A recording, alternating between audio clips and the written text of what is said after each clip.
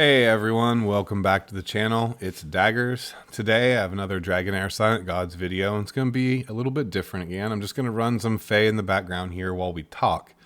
The subject today is going to be around some of the feedback I have seen towards the end of Season 2. So I was reading Reddit, there were a couple of different posts.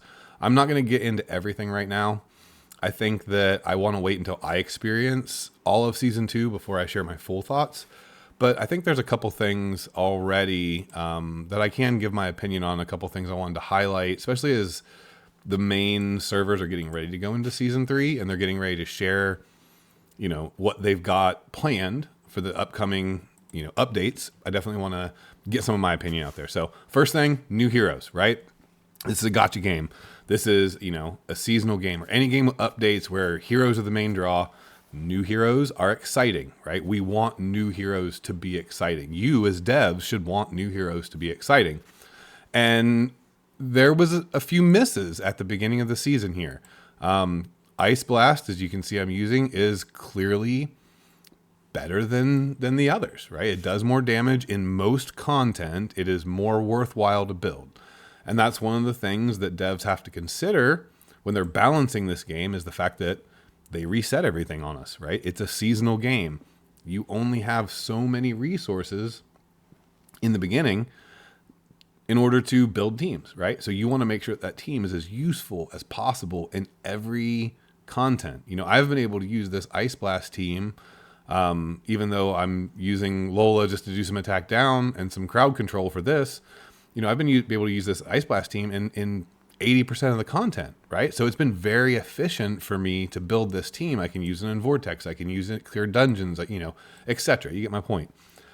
Burn and Thunderbolt don't have those same benefits. They are good at certain things.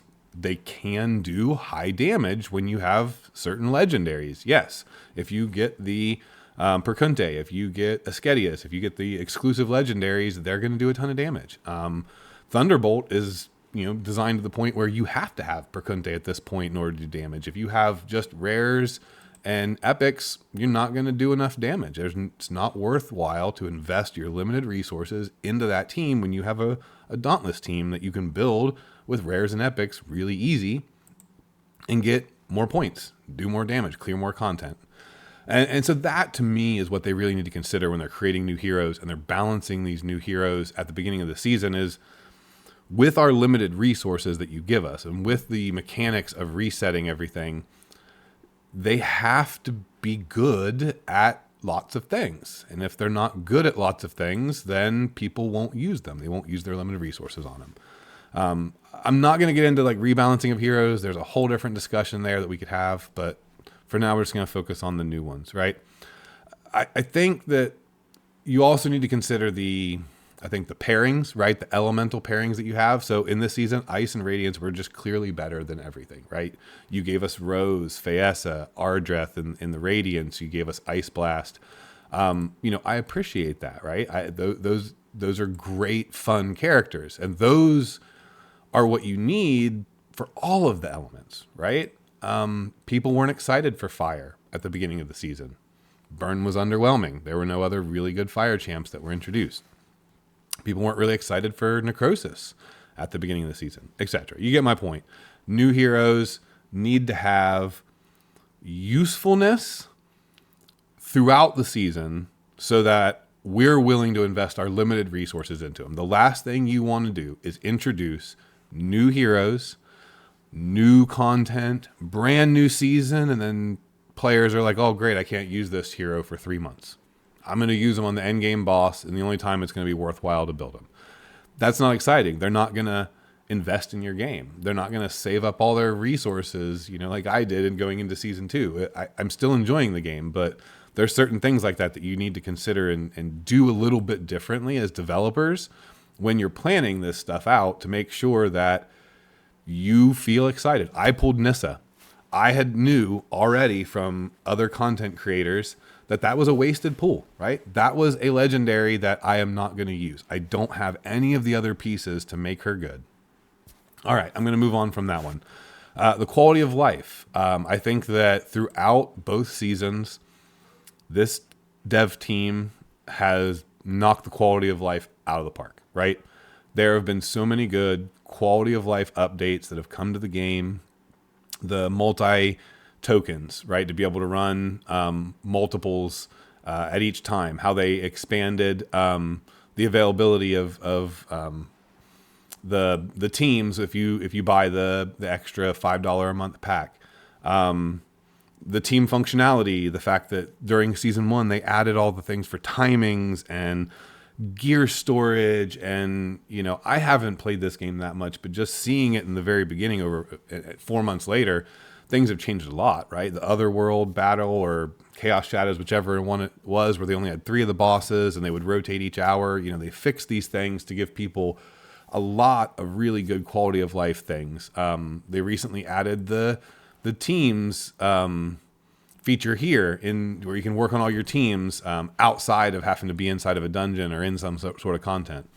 So, that's really great. I missed a chest somewhere here. But anyway, I think that the quality of life improvements that this game has made are excellent, and I don't really have any complaints there. There's a few other things I'd really like to see.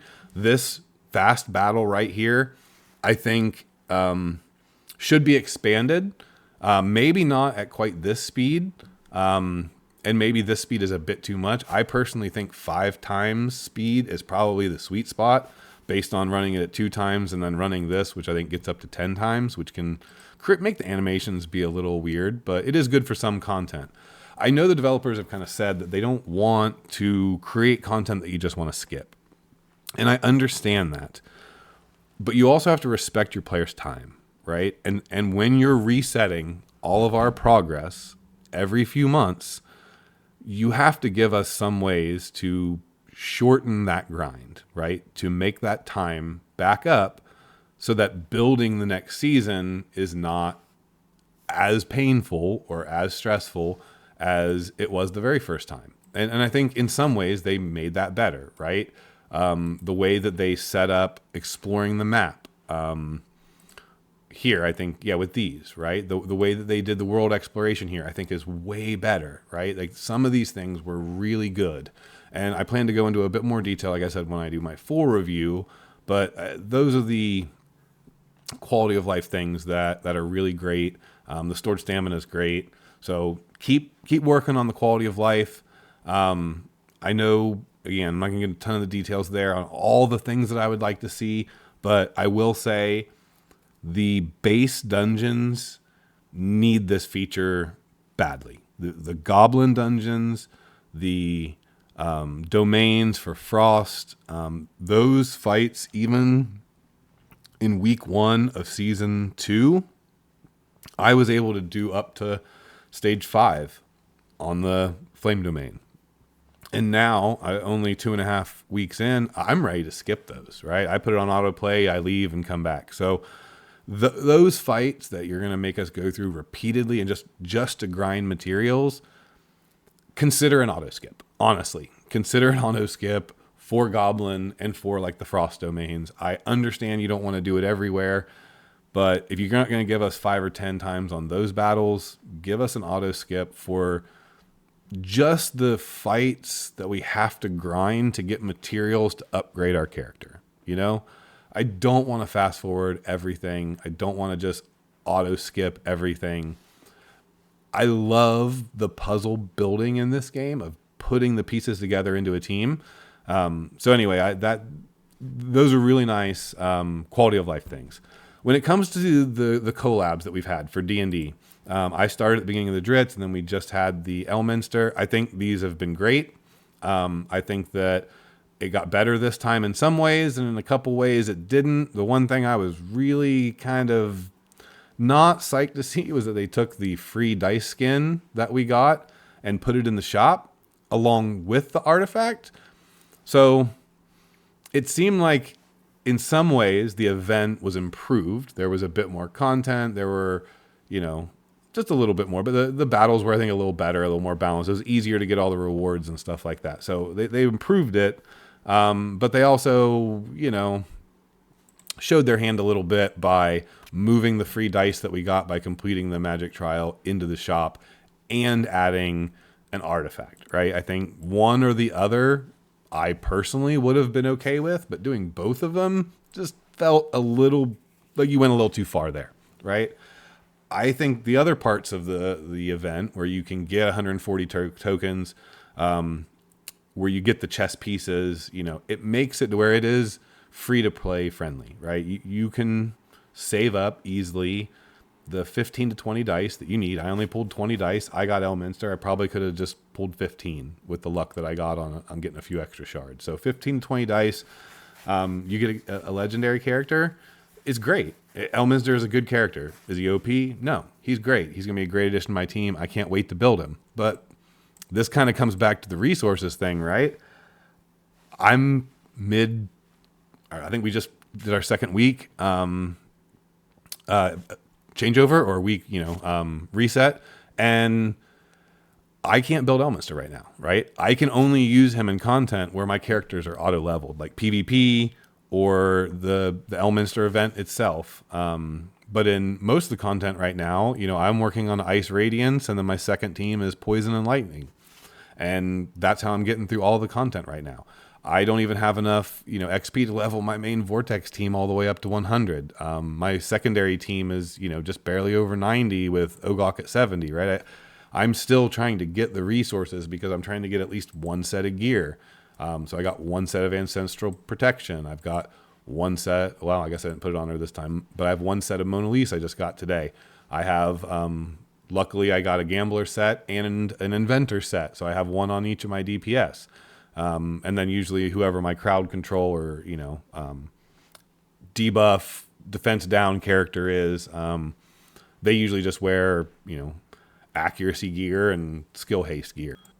All right, moving into our next topic, we're going to briefly touch on PvP. It's not one of my favorite parts in games like these, so I only really do it, occasionally, try and burn some of my resources, try and make sure I get some decent weekly rewards. But basically, I only do it for the rewards. There's definitely a lot of balancing issues. That's where the pay to win, I think, shines the brightest. I don't really know that I have a lot of good suggestions for that. So I'm just going to, say that there's still improvements that could be made there. There's still, commentary out in the community around PvP that's not completely positive. So definitely something that the devs need to keep on their radar and see if they can improve in future seasons. I would say the Guild War stuff, that bit of PvP is not bad. I do think that it would be nice if they added a little bit more variety into the Guild Wars or the Sparkle Tournament. It was getting a little old towards the end of Season 1, and I think it's going to get pretty old in Season 2. So having a little bit more variety in the guild versus guild competition, I think there's more that you can do with that to make the game more interesting and to make guilds a bit more impactful. Right now, again, it's really just to make sure I have the buffs and to make sure that I get rewards, that I want to make sure that I'm in a good guild. And then the last thing that we're going to kind of talk about is, I guess, the grind, right? I've kind of already referenced it when I was talking through resources and heroes and how you have to balance. And I think that that's something that I really, really enjoyed in Season 1, right? I had limited heroes. I had limited resources. I was challenged a lot of times to put together teams that would hit 11 million or hit 22 million. And it was a lot of fun for the beginning. It definitely started to get a little bit old and started to get a little bit boring, repeating those bosses over and over and over again for a whole month. And I think that that's the trap the game has to try and avoid is the grind. I know that you're going to have grinds in mobile games. I'm not saying to take the grind out, but you have to mix it up. You can't keep it as stagnant when you're also making us redo it over and over and over again, right? It's the combination of those two factors of the seasonal reset forcing us to start over again, which again has a lot of pros. It's very unique and I don't want them to give up on it, but you're then forcing us to regrind the same content that you're not changing. You're not refreshing. And I again, I don't expect you to go back and redo the goblin every season and redo all of our dungeons every season. That's not what I'm asking for here. I'm asking for a little bit of consideration into how long we have to do that content, right? So if the Ardreth event was 2 weeks, and then we went into another event that's maybe doesn't give us a free hero, but has some other event mechanics, then you're not fighting the same bosses for 2 months straight. I think that's the problem, right?